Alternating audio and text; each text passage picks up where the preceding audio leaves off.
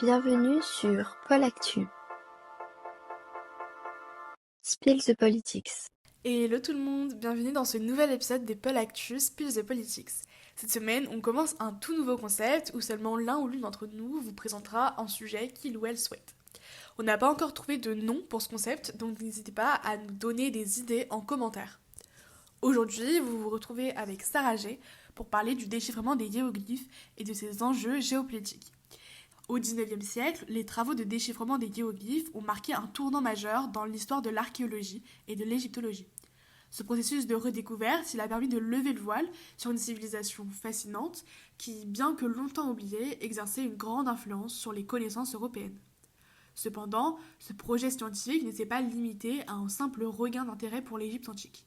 Il a aussi révélé la rivalité géopolitique entre les grandes puissances européennes qui cherchaient à dominer le champ des savoirs, notamment par l'acquisition de collections égyptiennes.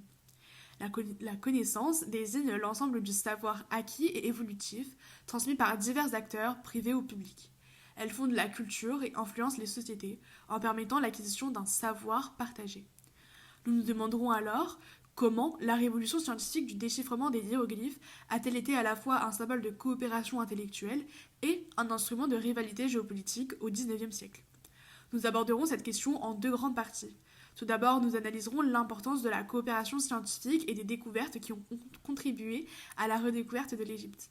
Ensuite, nous verrons comment cette quête de savoir a été un terrain de rivalité géopolitique entre les grandes puissances européennes. On peut donc commencer par la première partie où nous allons parler d'une révolution scientifique au service de la connaissance. La pierre de Rosette, elle a tout d'abord joué un rôle essentiel dans le déchiffrement des hiéroglyphes.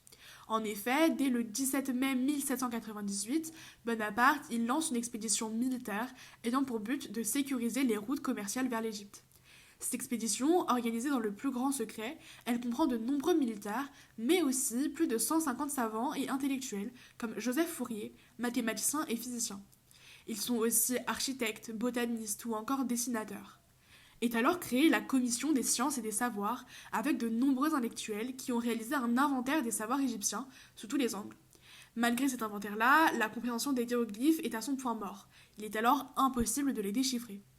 C'est ainsi que la pierre de Rosette est découverte en juillet 1799 dans la ville de Rosette en Égypte par les Français et plus précisément par le lieutenant Pierre-François-Xavier Bouchard qui comprend tout de suite l'importance de cette stèle trilingue comprenant le grec, les hiéroglyphes et la démotique. Cette pierre a été gravée en 196 avant notre ère sous le règne du pharaon Ptolémée V. Cette traduction en 3 langues est alors très importante dans l'Égypte antique car elle rendait possible la compréhension par tous dans une société multiculturelle. De manière plus précise, cette stèle, elle décrivait les honneurs qui devaient être rendus aux souverains dans les différents temples du pays. Ensuite, Jean-François Champollion est celui qu'on nomme le déchiffreur, puisqu'il est celui ayant réussi à redonner parole à l'histoire de l'Égypte antique en 1822. Depuis le IVe siècle, plus personne ne sait lire les hiéroglyphes. Leur déchiffrement a donc permis un bond dans l'histoire de l'humanité, en rendant compréhensibles des textes vieux de plus de 5 millénaires. Jean-François Champollion est depuis son plus jeune âge passionné par l'étude des langues orientales, comme l'arabe et le persan, et apprend alors plusieurs d'entre elles, comme le copte, une langue morte égyptienne tirée du démotique et du grec ancien. Il parvient alors à progresser dans le déchiffrement grâce à une copie de la pierre de Rosette et à une méthode technique apparue au XVIIe siècle, appelée le comptage, qui n'avait alors jamais été utilisée auparavant sur la pierre de Rosette. Il constate ainsi plus de 1400 signes hiéroglyphiques pour seulement 86 mots grecs, ce qui témoigne de la complexité de cette langue, à la fois phonétique et idéographique. Il cherche alors dans un premier temps à utiliser les noms des pharaons non égyptiens, notamment grecs, dont les noms ne peuvent être retranscrits qu'en phonétique hiéroglyphique. Il permet ainsi un bagage pour le déchiffrement des lettres phonétiques. Il va ensuite utiliser ses nombreuses connaissances en copte pour déchiffrer les documents antérieurs à l'arrivée des Grecs et finit par identifier de nombreuses lettres, publiant ses résultats en septembre 1822. Débute alors, en août 1828, une expédition franco-toscane durant 17 mois et dirigée par Jean-François Champollion, durant laquelle il va tester sa méthode sur le terrain, confirmant son efficacité. Pour finir sur cette grande partie, on peut parler d'un travail qui a été collectif et d'une coopération intellectuelle. Jean-François Champollion, il est souvent décrit comme le déchiffreur des hiéroglyphes. Pourtant, il n'est pas seul dans cette aventure. aidé notamment par son grand frère Jacques-Joseph Champollion, avec qui il échange de nombreuses lettres. Ces correspondances ont d'ailleurs pu être étudiées pour la première fois par l'égyptologue Karine Madrigal, montrant l'importance du rôle de l'aîné dans le parcours de Jean-François Champollion. Ainsi, même si le déchiffrement final il a été réalisé par le plus jeune des deux frères, le cheminement s'est toujours réalisé à deux. Et c'est pour cette raison que nous parlons des frères Champollion, grâce notamment à l'aîné qui a permis à Jean-François de nourrir sa soif de connaissances à travers des nombreux ouvrages.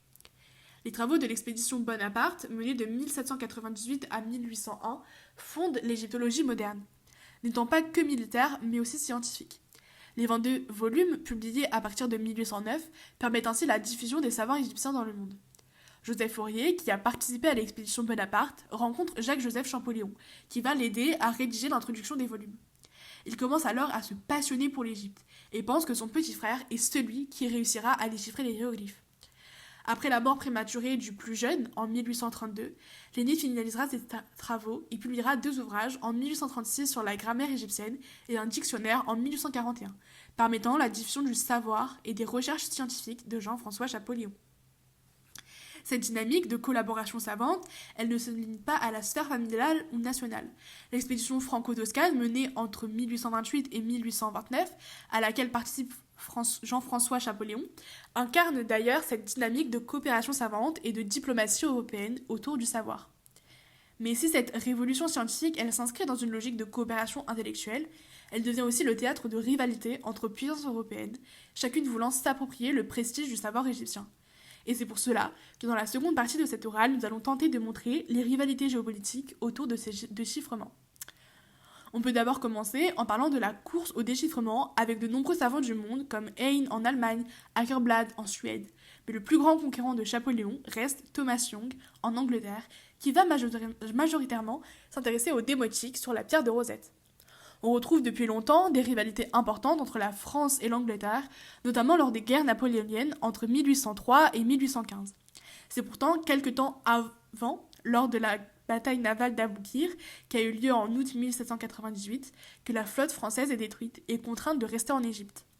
Les Anglais ont ainsi cherché à saisir l'ensemble des documents créés lors de l'expédition Bonaparte. C'est le 30 août 1801, à la suite d'une double défaite face aux Anglais puis aux Ottomans, que les Français signent le traité d'Alexandrie. Les Britanniques s'emparent alors de la pierre de Rosette et d'autres objets, désormais exposés au British Museum. Thomas Young est ainsi considéré comme celui qui déchiffrera les hiéroglyphes et propose très vite une interprétation d'un alphabet. Pourtant, Champollion pense qu'il se trompe.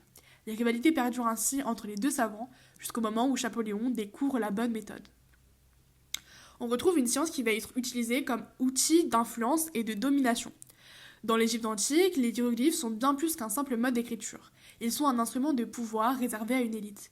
Utilisés lors des rites religieux ou sur les murs des temples, ils sont porteurs d'un savoir sacré, inaccessible au peuple. C'est pour cela que des écritures plus simples et plus fonctionnelles, comme le hiératique puis le démotique, apparaissent progressivement pour les usages courants. Au XIXe siècle, la redécouverte de ces écritures s'inscrit dans une logique de compétition européenne où la science devient un levier d'influence culturelle. Les puissances occidentales, notamment la France et le Royaume-Uni, cherchent à affirmer leur domination symbolique à travers le développement de l'égyptologie. Cela passe par l'achat massif de collections d'objets égyptiens, souvent prélevés dans un contexte colonial. Jean-François Champollion participe lui-même à ce mouvement. En 1827, il va participer à la création d'une galerie égyptienne au Louvre à Paris, où il tente de classer les objets selon une logique scientifique. Il rédige même un guide pour aider les visiteurs à comprendre l'histoire de ces artefacts, tandis que le British Museum à Londres expose déjà la pierre de Rosette. Loin d'être neutre, la science devient un moyen de construire un soft power à travers la culture et la maîtrise du passé. On peut maintenant passer à la dernière partie de l'épisode, où nous allons parler de l'égyptomanie comme fascination qui dépasse le cadre scientifique. Donc l'égyptomanie, ça désigne la fascination pour l'histoire et la culture de l'Égypte antique, en particulier pharaonique. Ce phénomène, il connaît un essor fulgurant au XIXe siècle, notamment après la campagne d'Égypte et la publication monumentale de la description de l'Égypte. L'Égypte devient ainsi à la mode. Elle inspire les arts décoratifs, l'architecture, la littérature et même le mobilier. Un exemple emblématique de cette égyptomanie se trouve à Paris, dans la bibliothèque du Sénat. On y découvre un meuble orné de sculptures inspirées des pharaons, conçu spécialement pour accueillir les premières éditions de la description de l'Égypte. Ce meuble n'est pas anodin. Il témoigne d'un engouement occidental qui transforme un savoir scientifique en objet de prestige culturel. Ce phénomène, il dépasse donc un simple intérêt intellectuel, mais il reflète un imaginaire collectif nourri par la fascination pour une civilisation perçue comme éternelle et savante. Ainsi, le déchiffrement des hiéroglyphes a non seulement marqué une avancée scientifique majeure, mais il a aussi révélé les rivalités géopolitiques entre puissances européennes, notamment la France et l'Angleterre. Si la science a permis de redécouvrir l'Égypte antique, elle a aussi été un outil de domination et de prestige. Cependant, cette époque a aussi vu l'émergence d'une coopération intellectuelle essentielle à la progression de l'égyptologie. En fin de compte, le déchiffrement des hiéroglyphes a été un enjeu complexe mêlant savoir, pouvoir et coopération. J'espère que cet épisode vous aura plu. Si c'est le cas, n'hésitez pas à liker, commenter et partager. On se retrouve dimanche prochain, toujours à la même heure, pour un nouvel épisode avec Paul Actu, Spill the Politics.